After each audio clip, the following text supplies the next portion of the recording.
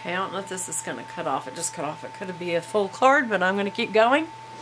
Okay, so we're in verse 59 in chapter 24, and it says they sent Rebekah with her nurse and Abraham's servant and his men. And so and they blessed Rebekah, and they said to her, "Our sister, may you increase to thousands upon thousands. May your offspring possess the city of their enemies." And I wonder, did they know that was exactly what God had promised?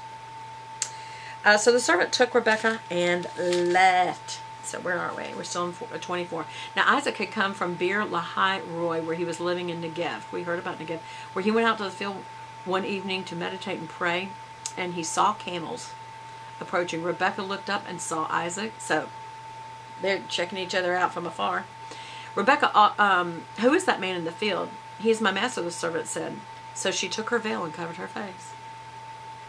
Then the servant told Isaac all that he had done. Isaac brought her into the tent of his mother Sarah, and he married her. Married Rebekah. So she became his wife, and he loved her. Isaac was comforted after his mother's death. I think that's an interesting last line about all that. Now we're in chapter 25, and this is going to be starting with Tuesday today. So now we have caught up Monday and Tuesday on Tuesday, and starting tomorrow we will be with Wednesday, and we will be starting with Genesis 27, for those of you who need to know that. Okay, so let's keep going. We just got 2 chapters to go. Abraham had taken another wife. Remember, Sarah has died, whose name was Keturah, and then it gave all the names of her kids. All these were descendants of Keturah. It goes on down. Verse 5, Abraham left everything he owned to Isaac, even though there's all these other kids. It all goes to Isaac. I know to some of you may think, well, that's not very fair. He had so much stuff.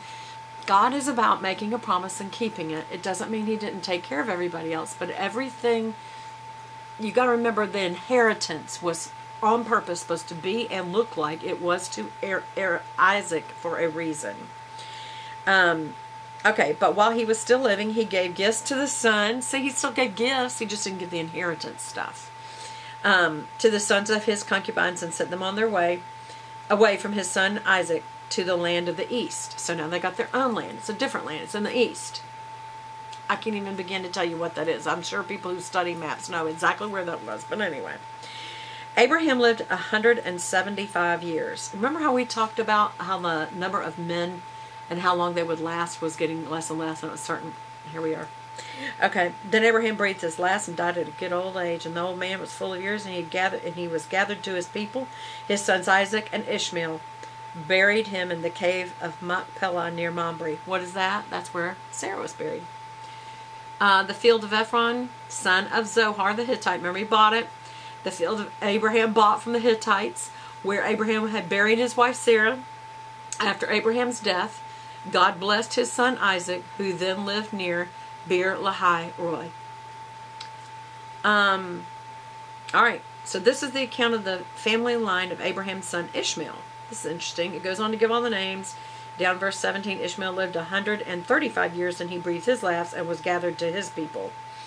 His descendants settled in the area from Havilah to Shur, near the eastern border of Egypt. So that's where in the east, the eastern border of Egypt, as you go towards Ashur. And they lived in hostility towards all the tribes related to them. And do you remember that was what God said would happen with Ishmael? He would get gifts, he would get blessings, he would get a nation, he would get land, but that he would be, he would be violent, and that other tribes that he was related to would be in a hostility with him. And that's how it ended. This is the account of the family line of Abraham's son Isaac. Abraham became the father of Isaac. See how it's doing a recount? We already know all that. But okay. And Isaac was 40 years old when he married Rebekah. We didn't ever hear that part. Do you see how when you get the recount of an account, you get more details?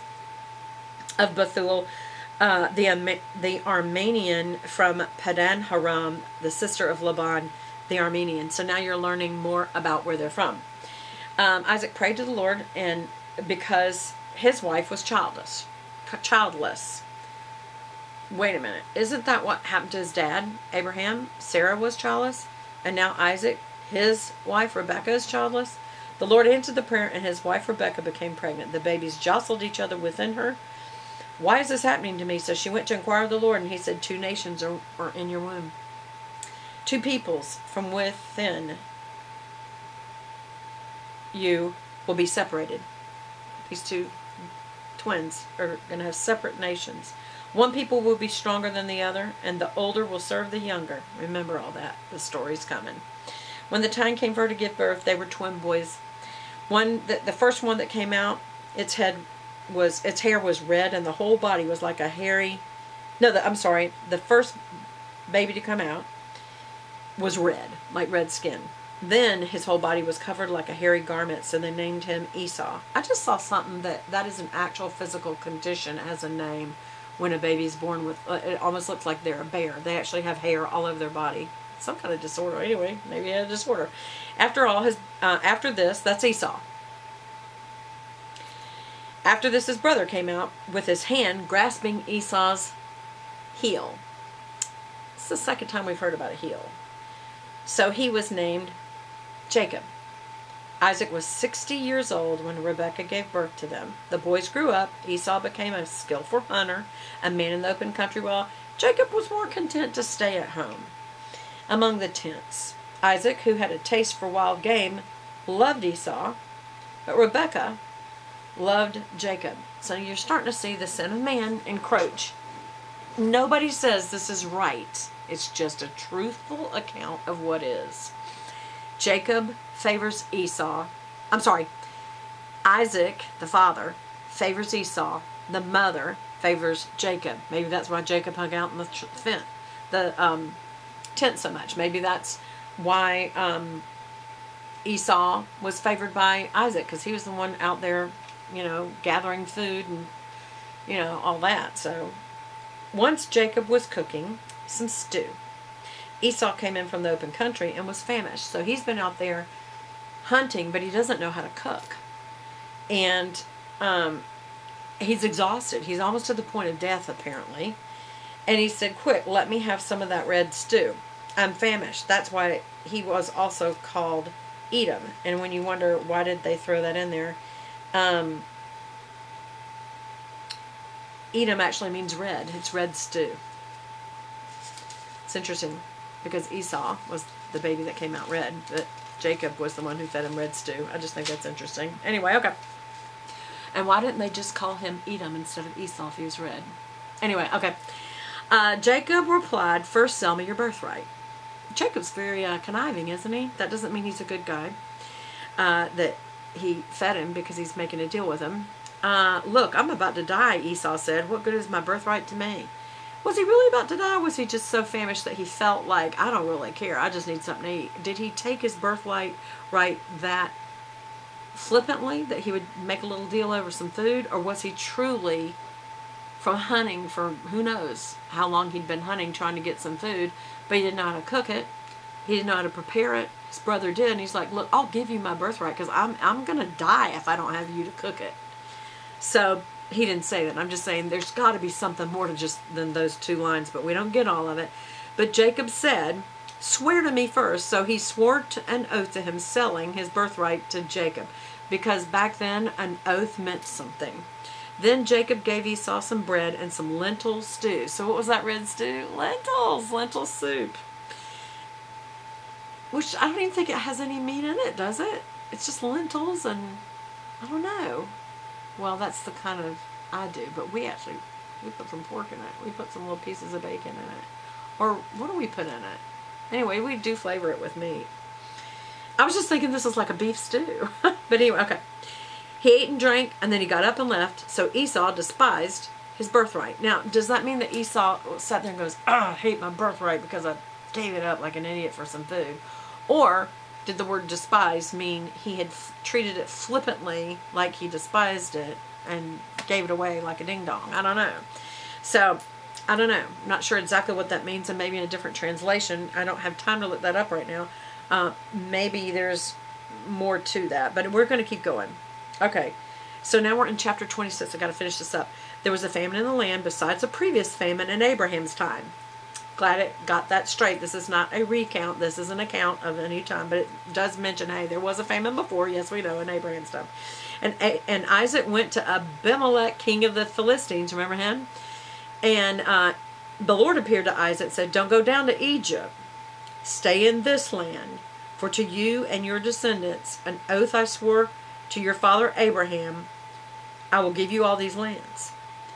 And because Abraham obeyed me and did everything I required of him, keeping my commands, he blessed him and gave him this great blessing because of his obedience, which showed faith. So Isaac stayed in Gerar, which is where Abimelech, king of the Philistines, was. When the men of the place asked him about his wife, he said, just like his dad did, just like Abraham did about Sarah, Isaac says about Rebekah, these must be stunningly beautiful women. She's my sister. The men of this place might kill me on account of Rebekah because she is beautiful. When Isaac had been there a long time, Abimelech, king of the Philistines, looked down from a window. That's after Isaac had been there a long time, and all of a sudden he's looking out the window. Abimelech is the king. And he saw Isaac caressing his wife, secretly apparently. And he calls him, it says he summoned him, he says, she's really your wife, isn't she? Why did you say she's my sister? And he said, because I thought I might lose my life on account of her. And Abimelech said, what is this that you've done to us? One of the men might well have slept with your wife. Why did this matter so much? Well, that's because we're thinking in the nowadays. Back then they actually honored it. And he says, you would have brought guilt on us. The guilt of adultery. That has a price, remember. We haven't been given those laws yet, but apparently it still mattered. So, Abimelech gave orders, anyone who harms this man or his wife shall surely be put to death. So Isaac planted crops in the land, reaped 100-fold because the Lord blessed him. And we're fixing to go into another one. Hopefully I'll wrap this up in the next one. And so the man became rich and his wealth continued to grow, and he had so many flocks and herds and servants that the Philistines envied him. So, all the